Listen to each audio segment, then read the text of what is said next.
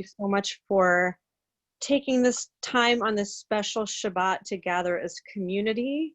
And I am so grateful to my family and to my father, Les, for having the courage to be so open to share his story of survival as a child who lived through some really dark times in Budapest, Hungary during the Shoah. I've invited my brother David here, who's relaxing at the beach, I see. And my kids are on the line. And we have some friends from our interfaith community who have joined us. So this is really meant to be a dialogue, first and foremost, with our family, to be able to share a little insight into my father's unique journey. Each person who survived the Holocaust has their own story to tell, and all of them are so important. And we are in a day and age where we need to take the time to hear firsthand accounts from survivors so that the story becomes ours, and it's not just something that's in the history books. So my brother, my son Gabriel, and I will be asking questions. I have other family members who are here joining us, and there will be time for questions at the end. And from this interview, we're going to go into a dialogue with our community leaders from other faith traditions to talk about faith in times of darkness and uncertainty. Certainly, this is something that we are all experiencing now. So I hope that you'll be part of that conversation as well. To start our program tonight, I am going to ask Bonnie to share this opening video.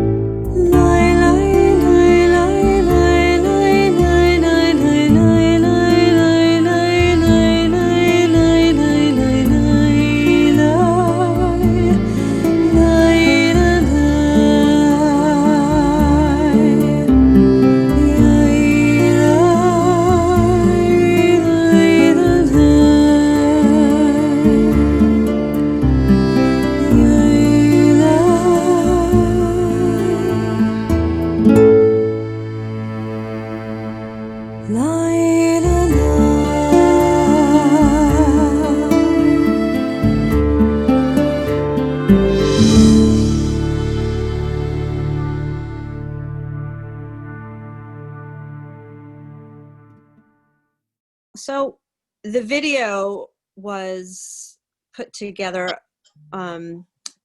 pictures from a trip that I took recently with both of my parents to Budapest, Hungary, where we were able to visit where my father grew up, where he could share firsthand accounts of things that happened and memories that he made. And it was a very challenging place to go back to, but it ended up being such a powerful, powerful trip.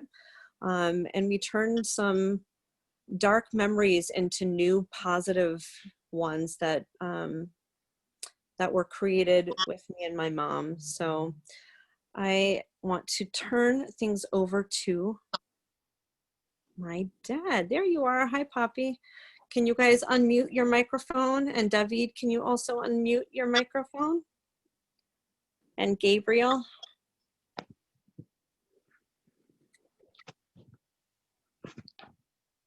Yeah.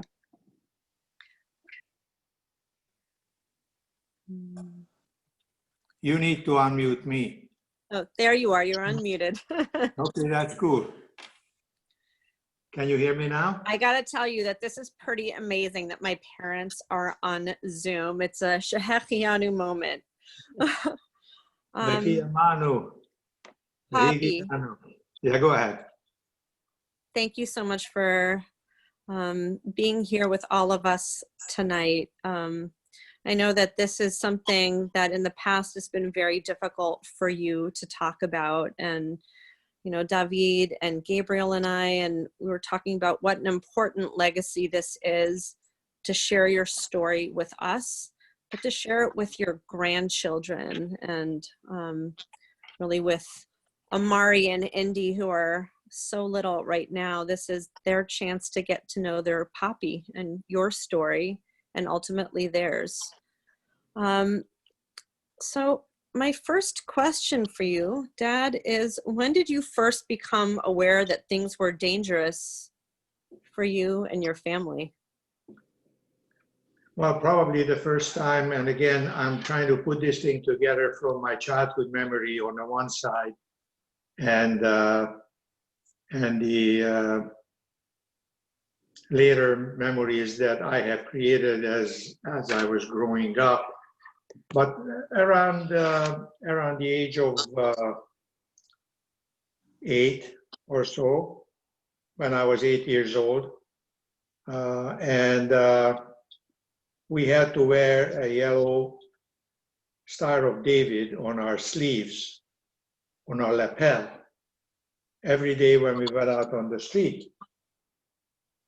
Furthermore, I became aware that I'm not allowed to own my little tricycle and my little pedal type car that my father bought me, because Jews could not have bicycles, they could not have radios.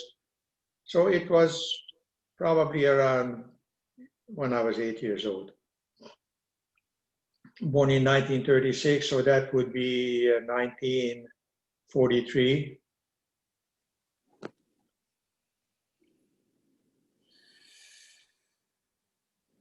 Thank you, Poppy. You're welcome. Gaby, you there? Yeah.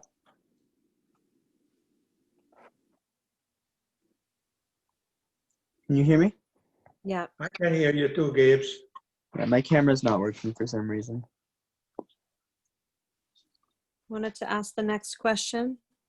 Yeah. So, how did you react to the immediate danger that you were faced with in Hungary? Well, you have to understand that my parents have sheltered me as much as they could. So some of the memories that I have are not as dark as others. Later on, it became darker. But, you know, they sheltered me. First of all, they didn't know enough about the situation to start with, even though, as we found out later, in the countryside, the German SS and the Hungarian country police have been massacring Jews in Transylvania, and the word just didn't get out. Don't forget, there was no TV, there was no radio to some extent. The only thing that my parents were listening to when they could was BBC, the British Broadcasting System of England. And later on, of course, we learned more when we listened to Voice of America and Radio Free Europe. But at the time when this was going down, the only thing that was coming through was the British Broadcasting System radio on shortwave. And so I'm sure that my parents knew more than I did, obviously. My mom at that time was all of like 24 years old. And my dad was about 9 years older. So how did I react? I have really no recollection. It's like a lot of things you have to understand I blocked out of my mind. And so this interview may have a limited range on account of that. Scary times. You don't like walking around to be distinguished by everybody else on the street who were not Jewish, who were Gentiles. And they didn't have to wear the yellow Star of David. I did. I had to wear that.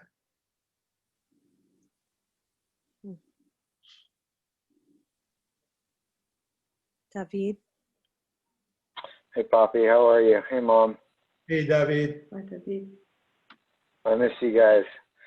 You too. Yeah, it's nice to see you guys. I have some questions there. Maybe you can tell me a little bit about the timeline of like when things happened in your experience, like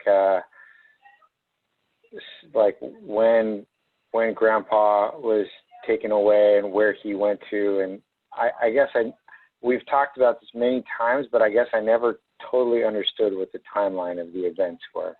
Okay, so all the way from the beginning to when you first, I guess we heard that it was around 1943 when you first started to wear the Jewish star, but I guess I just don't know what were Grandma and Grandpa doing at the time, and I don't know, as much as you can tell us about that. Sure. So my mother, your grandmother, was a stay-at-home mom, and she was looking after the household chores and raising Natalie, I beg your pardon, raising Judy and me. And my dad was working as a chief electrician in a factory that was owned by a Jewish individual until that became impossible, but he remained the chief electrician there. And so he went to work every day, and then one day, somebody figured out, or somebody discovered that he was listening to his own radio, even the Jews were not allowed to listen. Because this was BBC on the shortwave radio, the Hungarian edition, because my father didn't speak any English whatsoever.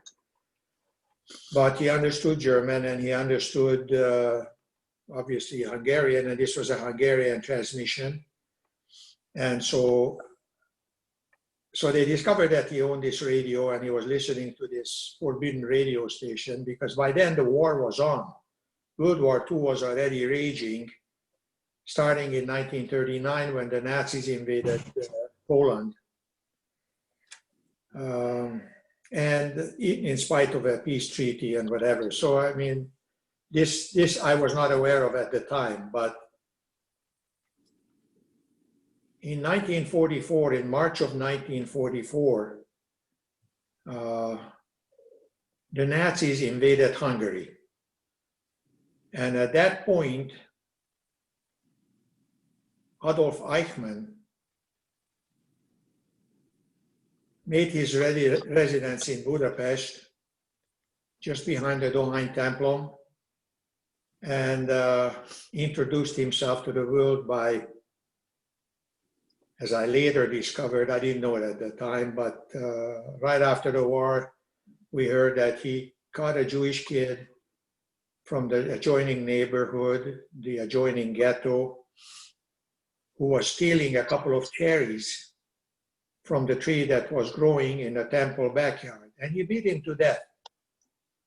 That's how Adolf Eichmann introduced himself to the world in Hungary. And so the first thing that happened after that was that my father, when it was discovered that he's listening to the radio, they went into his shop office and arrested him. They found during the arrest that he was indeed tuned to BBC Hungarian language broadcasting, and that he also had a loaded handgun in his shop. And so they thought that he was a British spy. So as we later discovered, the Gestapo arrested him, they beat him to a pulp while still in Budapest. And the Hungarian police came to our home, out onto our little apartment that you haven't seen, but Natalie has. And there we were, Judy and me and my mom, and asked a bunch of questions from my mom, but she obviously couldn't testify to anything. And then they asked him if my father kept a gun in the house. And thank God my mother said, as far as she knew, yes. And she showed them the hiding place, which was in a credenza. It was a little pistol, a 22 caliber pistol, as I later ascertained. And they left. For some miraculous reason, we did not get arrested, we did not get taken away, but they told my mom that we should stick around because they will be back. Well, my mother, being a resourceful woman, decided that it's not safe to stay in this house. And from there on, almost immediately from there on, we moved from building to building, apartment building to apartment building, where we had some measure of anonymity and some perceived protection. All of this was happening while Hungary, after the German occupation, entered into World War II. And very shortly thereafter, the British and the Americans came over to bomb Budapest. And so we had a cellar in the building. What happened to father? Oh, we never heard of my father after that. I mean, they took him away. We had no idea where he was, where he went, and where he was taken, not where he went. And then they announced to everybody that the Jews could not enter into the army, but they have to enter into a forced labor brigade. And this had happened, by the way, before my father was arrested, so I'm taking you back a little bit. At which point, one of our listeners here to this interview, Marika Farkas, Avia Farkas, whose father was serving in the forced labor brigade with my father. Jews could only serve in those brigades, and they became best friends. Marika's father and my father became best friends. But to, again, fast forward to the time when by 1944, the war was raging on all fronts, and the Brits and the Americans managed to come and bomb at night, no daylight bombing, but at night. And we were down in the cellar where the firewood was kept and the coke was kept for firing up the stoves. And the sirens sounded, and we rushed down to that basement, the wood cellar. And that was a time when I was told that we were relatively safe because the Hungarian Nazis that formed a Quisling government in Hungary would not dare to go out at night while the Americans and the Brits were bombing Budapest. So the bombing took place with incendiary bombs, mostly, which not only wrecked the buildings, but set everything on fire. And in the middle of all this, while the bombs were falling and the building was shaking, I lived in a 6-story building at the time, I was counseled to not be afraid because this was the safe time. So you can imagine how you felt when you were not safe, which was during the day when nobody came to bomb, but the Hungarian Nazis were on the street looking for Jews. So in the meantime, of course, as I told you, your grandfather was taken away. As we later found out, he was interrogated first in Hungary and then sent to a concentration camp. In fact, to multiple concentration camps. We only found this out. Hey, Dad? Yeah. Sorry, I guess. So did he go to he was arrested, and then did they send him to a forced labor camp first and then to a concentration camp, or? No. As I told you, I backed up, my apologies for the wrong sequence. He, together with other Jews, were in the forced labor camps before the Nazis arrested him at his job. Okay, got it. You got it. Okay. What is Copy. he doing? What were you saying? Do you remember being reunited with your dad and the circumstances around that? I certainly do. So what happened is, I told you, we were going from house to house, from building to building. We were arrested once by the Nazis, the Hungarian Nazis. And my mom was standing on the other side of the street where they lined up all the Jews on our side of the street. Judy and I were in the line, and I prayed that Judy is not going to yell out to mom, my mom or our mom. I doubt Judy remembers this. She was quite young, and I was kind of concerned, but there they were, these 19, 20-year-old Hungarian Nazis in a Nazi uniform with rifles and fixed bayonets. And they took us to the ghetto near the Dohány Temple. And as I later found out, every day they marched a certain number of Jews, men, women, children, to the shore of the Danube. They lined them up on the shore and on the bridge, and they shot them into the water. They shot them dead and into the water. So I did not know this at the time, and certainly Judy didn't know it at the time. And then my aunt, whose husband used to work at the Swedish embassy before the war, who was also taken away and murdered along the way. But she was able to make a contact with the group headed by Raoul Wallenberg and obtained a letter of protection. So they showed up at the ghetto where where Judy and I were kept. My mother showed up with my aunt carrying this letter of protection, and they got us out of there. And maybe a day before we were going to be marched to the shore of the Danube, and shot to death. So now we came out, and the bombing was going on. The Russians were advancing towards Hungary.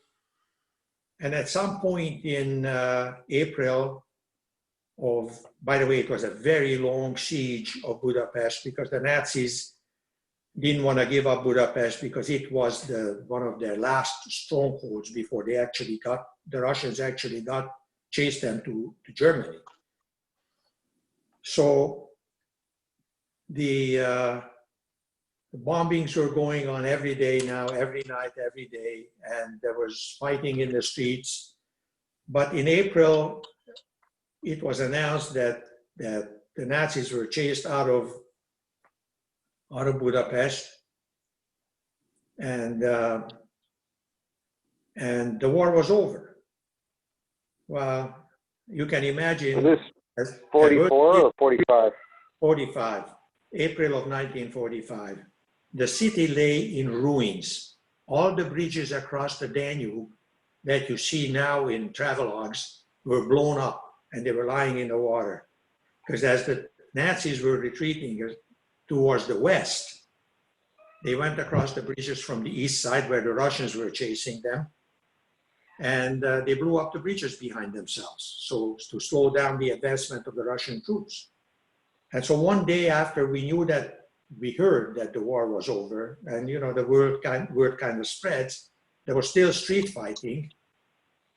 But lo and behold, I went down to the street, and there was a Russian soldier with two other soldiers manning a weapon, which I can't think of the name now, where you drop a missile into it and then it flies over some distance. What is it? What is that called? Mortar. No. Mortar. Cannon? Mortar. No, a mortar. It was a Okay. mortar. And I distinctly recall when they fired off one of these shots from the mortar, it felt like the sidewalk was on waves, actually moving. The sidewalk was moving underneath my feet. But there were these three soldiers, and they were firing these mortars to 2 or 3 or 4 streets to the east. But sometimes they stopped, and I was standing there, I looked a little nebbish probably. This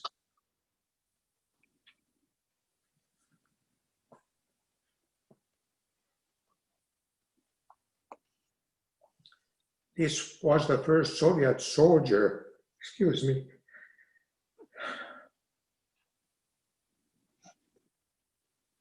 that I ever saw. He looked at me, he reached into his rucksack,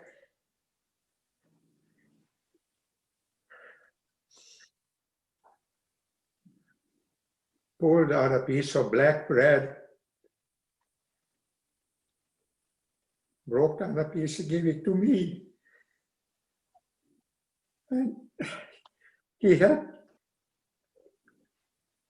he ate the other side, the leftover, but he gave me a piece of meat. That's how I first met a Soviet frontline troop. But as the weeks wore on and the Nazis were gone and there was still street fighting in Budapest and on the other side of the Danube, my mom did not have any means to feed us. I was there, all of 8 years old, actually 9 years old. Judy was 5 years old, 4 years old. So somehow, I guess the Hajnal, the forerunner of the Israeli armed forces, defense forces, sent bring me some Kleenex, baby. Set up some Zionist camps outside of the city of Budapest. And my mom heard about it, and she decided that she had to put me in one of those camps. She was alone, other than my dad's cousin, who also had two little children and other cousins. And so the little ones were simply stayed with their moms because there was no other place to go, pardon me.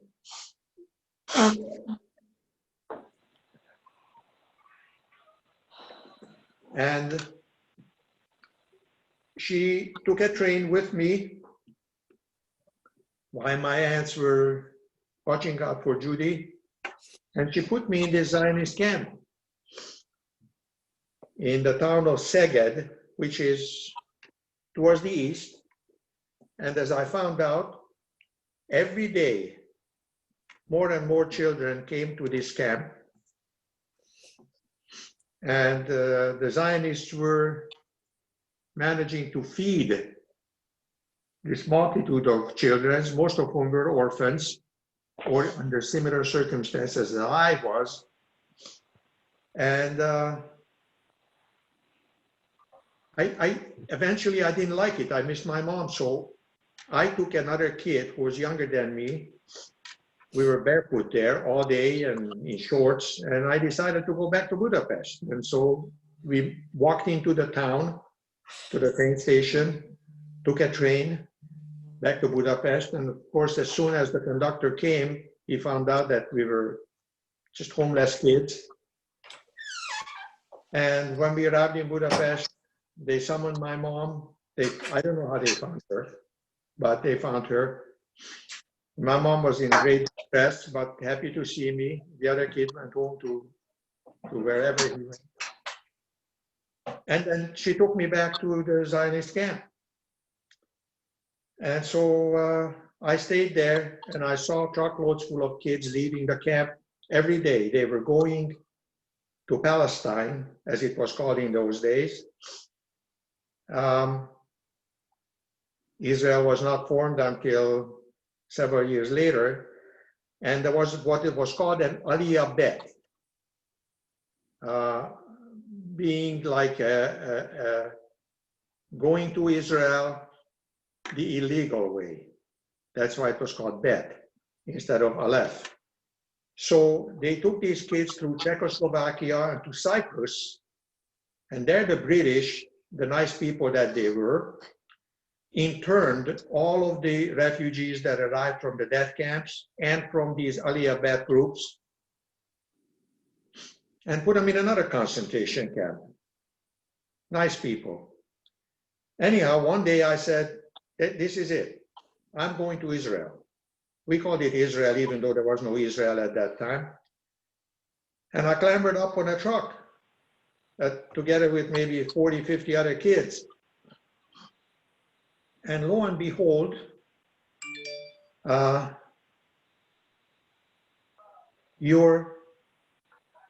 mom, your grandmother, arrived to visit me.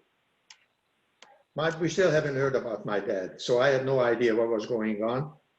But she saw me on the truck and she says, Les, where are you going? I said, I'm going to Israel. She said, to Israel, the hell you are, and grabbed me by the lapel, pulled me off the truck. And this is how, if she arrived 10 minutes later, I would have been gone. I would have been gone. I wasn't thinking. I was just a Zionist, and I wanted to go to Israel, and I heard all these good things. Anyhow, I didn't go at that time, and so she finally left me, made me promise that I'm not going to do any silly such thing again, and I didn't. And then one day, while we were standing around the Israeli flag and singing Hatikva,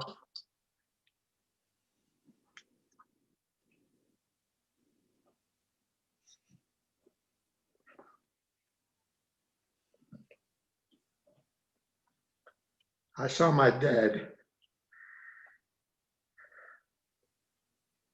who came back from the concentration camps after the Americans have nourished him back from being half dead. You remember those skeleton figures. And so God bless, he survived. And he came to visit me. And then he took me home to my mom and to Judy. As I found out later, my mom was bartering with whatever she had. Some of my dad's clothes that were salvaged from the ruins, brought them to the country together with her cousins and friends to the country and traded them for a chicken or half dozen eggs and things like that. And this is how she lived. When my dad came back, things have changed very much for the better. In that my dad was a very resourceful man who managed to survive the horrors of the concentration camps. And by the way, I'm not telling you everything. I'm just giving you answers to some of the questions that you're asking. And I want to tell you, I don't necessarily remember everything, but I remember a lot more than I have told you so far. So more questions, please.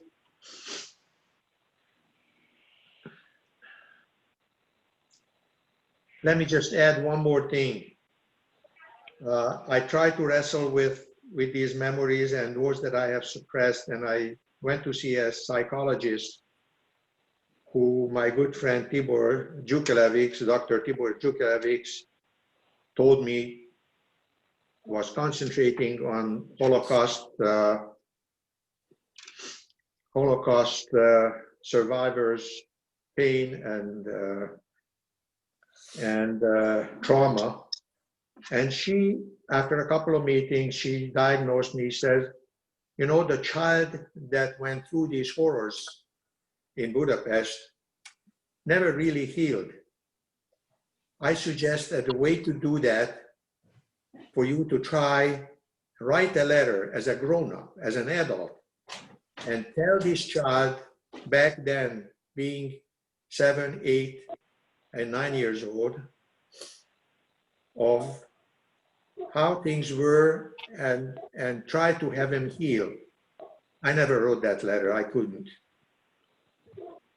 So Deborah Boris was the lady's name. Tibor knows him well. They were friends. Anyhow, go ahead. Poppy, going through something so dark as you and so many others did, how did you keep your faith, and how does that shape the way you see the world today? Well, I never lost my faith, ever. Baruch Hashem. So, you know, we were Reformed Jews in Budapest, which is akin to being conservative. Oh, an important element that I forgot to relate to you, and very important, that the Hungarians conscripted my grandfather to the forced labor camps, and and my uncle, who was his son, decided to go with him because my grandpa was old. He was 61 years old.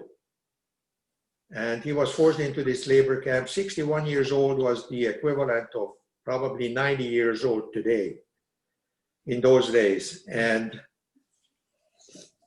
when my dad came back, he wanted to leave the country right away. He said, sweetheart,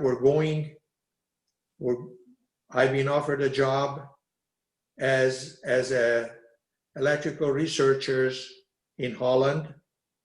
I was offered a job by Philips in Eindhoven, Holland. And they said that, by the way, if you want to go to Israel, you can go to Israel. We have a factory there too. It was Palestine in those days. But he says, we gotta go now. My mom said, I'm not going anywhere until my brother and my dad come back.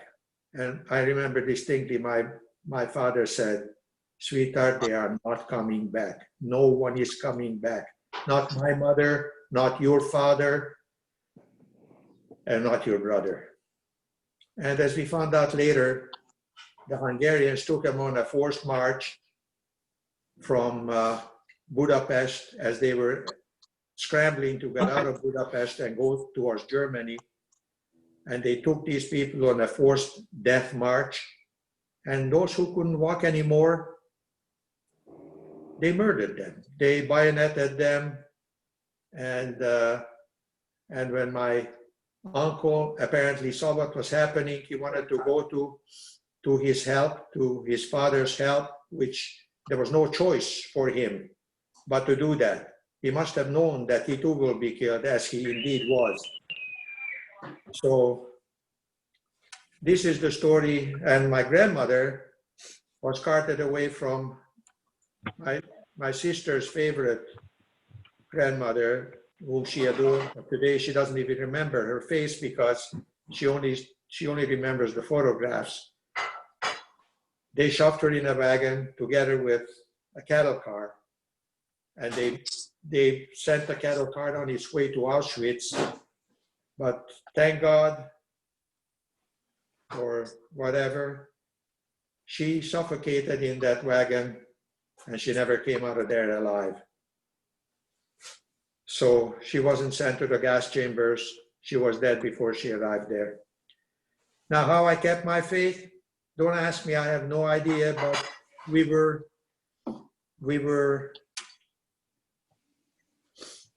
what is now called conservative Jews. I was bar mitzvah, and Natalie, you might remember, I tried to take you to the temple that no longer exists in Budapest. You even gave your father or your grandfather. You gave me the machzorim Yes, from Hungary, which is a really precious gift that I cherish. You have to understand something, Natalie. We were coming with nothing but our bare behinds. Very few things, only what you could carry in your hands could we bring. And your grandmother brought those prayer books and nothing else. Okay? But she wanted to have that prayer book, which was my grandfather's. I saved the talit where I was a bar mitzvah. And Poppy, your mom, my grandmother, was a smart lady, and I know that you learned English, and that was one of the things that really helped set you up for success. Can you tell us a little bit about that? yes. So as I was growing up, and of course it was under communism, and you had to learn Russian in the schools. Before the war, you had to learn German. I got to everyone. Natalie and David, they were asking. Just a minute. I mean, I'm answering Natalie's question. So your grandmother said, you have to study English. I said, why do I have to study English? I already studied German in the schools, and now I'm studying Russian. Why English? He says, because one day you're going to go to America. Was this after World War II? Yes. Or before? It was after the Hungarian Revolution, yeah? Well, what happened is that my mother told my dad that we're not going anywhere until my dad and my brother come back. And then my father said to her, no one is coming back. But my mother wanted to wait. And a few months later, the communists have closed the Iron Curtain and nobody could get out. So that was the end of it. You had to survive and live under communism from basically, by the way, Aliyah Bet dried up because the KGB murdered the Czechoslovak prime minister. His name was Masaryk, as I learned later. They threw him out the window on the 5th floor, and they told the world that it was a suicide. Everybody knew it was baloney, but that was the end of the Aliyah Bet. So you couldn't get out of Hungary anymore because it was a capital offense to leave the country. And the country was surrounded by barbed wire and armed guards in guard towers. Except these were not Nazis, these were communists. Some of them were maybe Nazis before, but now they became communists. Anyways, So my mother said, okay, we can't leave anymore. My fault. She realized that she understood what happened because some eyewitnesses came back and told her what happened to her father and to her brother.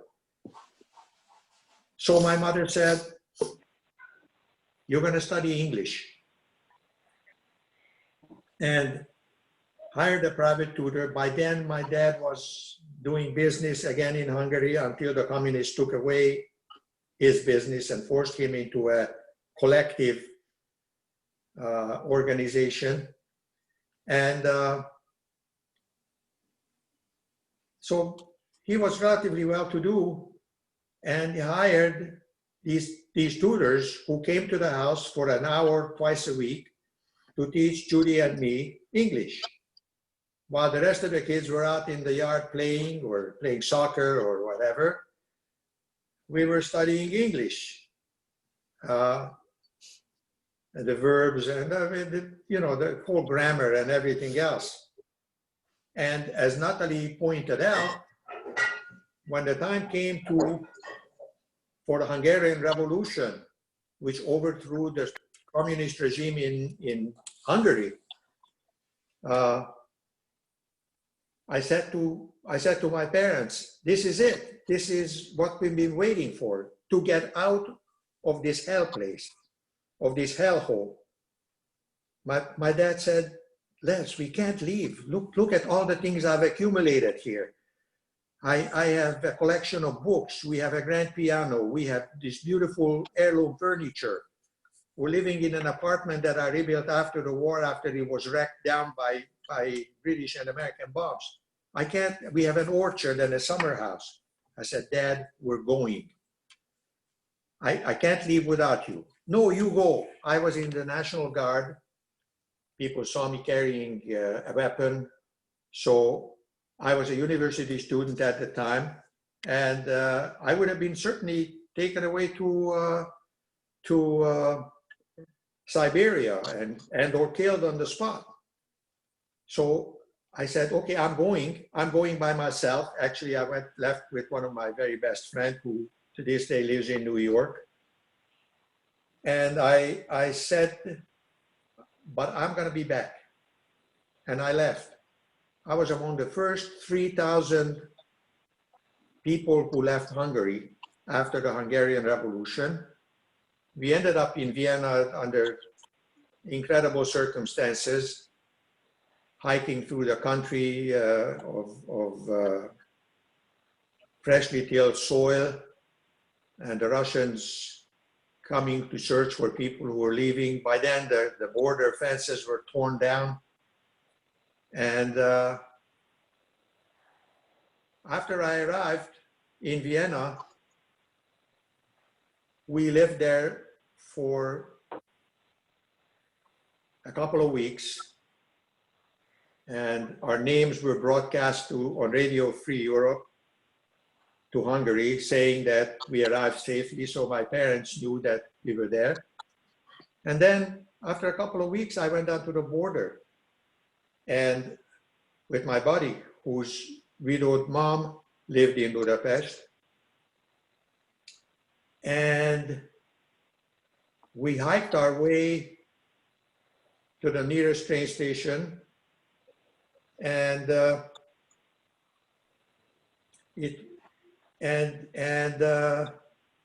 we set up a safe house with the peasants that lived on the border, gave them money, and we said, we're going to be back this way. We're going to bring people with us.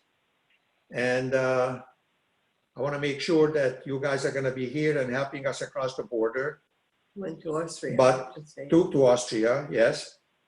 And then we will pay you. So I went back to Budapest, and there was a Russian tank. We arrived late in the evening. It was getting dark, and there was a curfew. And there was a tank in the middle of the roadway, aiming in the direction, its turrets aimed at the direction of where we were going, my buddy and I. And I spoke enough Russian that I told the guy who was manning the tank, the soldier that was manning the tank, I said, look, I'm just heading home with my friend. we were in the country, but now we're getting home. Are you going to shoot us if we, are you going to kill us if we walk down on this road? He said, no, just go. And thank for my Russian education, as minimal as it was, I spoke reasonably well to be able to explain this to him and to communicate with him. And so we went home, and it was dark when I arrived. My buddy went to his apartment building. I went to our apartment building that Natalie you saw. Went upstairs, and I knocked on the door. You can imagine when my dad opened the door, how aghast he was seeing me there. He said, Les, we heard yet that you arrived safely in Vienna. I said, Dad, I told you I'm coming back. Now you were coming with me. Oh no, we can't go. We can't go. Give us a week or two. Give us a week or two, and we will meet you in Vienna. I said, no, I'm coming back again. And he said, take your sister. I said, yes, I will take Judy, but I'm coming back for you. It's not a deal that you're going to come out by yourself. I set up safe houses, and I'm coming back for you. Get rid of everything that you own. When we arrive in America, it will be a better day. By the way, when I first arrived in Vienna, the United States of America offered free trip to the US for the first few thousand refugees that arrived, a free trip to the United States, room and board in the United States, free university education, either continuing your education or starting and finishing it. And of course, they were ready to take us the same day. But I said, I ain't going anywhere. I'm going back to Budapest. So to go fast forward, here I was, and my dad said, my parents said, take your sister. And I took Judy through the safe houses that we set up. And my buddy brought his mom and his fiancée. And we got back to Vienna again. And as soon as I got there, I left Judy in the care of my buddy's mom and fiancé. And I said, I'm going back for my parents. And again, I went down to the border. I hiked my way back through the safe houses. And I met at a predetermined, pre-discussed location with my parents about halfway from Budapest. My dad sold all of his lively possession for bupkes, for nothing. You know, it was worth a lot of money in those days, even in dollars, but the only money he ever got for it was less than $200 that somebody dug up from a hiding place in the earth, and it was fraying and falling apart. And my mom brought the prayer books, and they brought an unexpected guest, and photographs, of course. And my dad brought an unexpected guest, which was a young woman with a baby who was his good friend's daughter, who said, you have to take her and my grandchild because we won't survive here. Her husband was a news reporter who was on the way, who was actually in Melbourne for the 1956 Olympics as a newsman, covering the Olympic Games. And so she was alone in Budapest when the revolution happened. And my dad said, I have to bring her and the child. I said, Dad, how do we get across the border? I never even knew the woman, but the baby was a young baby. We're gonna go through, God wants us to go through, said my mom. Let's go. So we went through the safe houses. We gave the little baby a little schnapps, a little drink to keep her quiet, not crying. And after a couple of very hairy stops by the Russian patrols towards the Hungarian-Austrian border, we made we made it to Vienna again, which I was very grateful for. But by then, you couldn't go to the United States. In about 6 months, that was the waiting time. My dad said, we got to leave Vienna. World War II is around the corner. World War III, excuse me. And we got to get out of here. So where can we go? We can go to Australia. We can go to the first of all, you can't wait for 6 months, okay? So the United States was out of the question by then.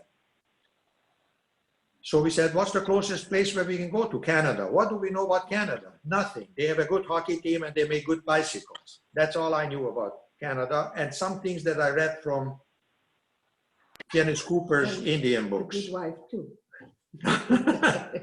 So that's all I knew about Canada.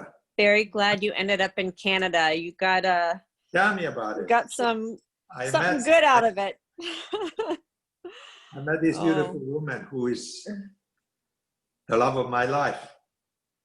So yeah, that's how it happened. I just want to thank you so much for your courage and honesty to share some really difficult stuff. And you know, it's important for us all to hear. And I love you. I'm really grateful. Love you, sweetheart. Thank you, Poppy.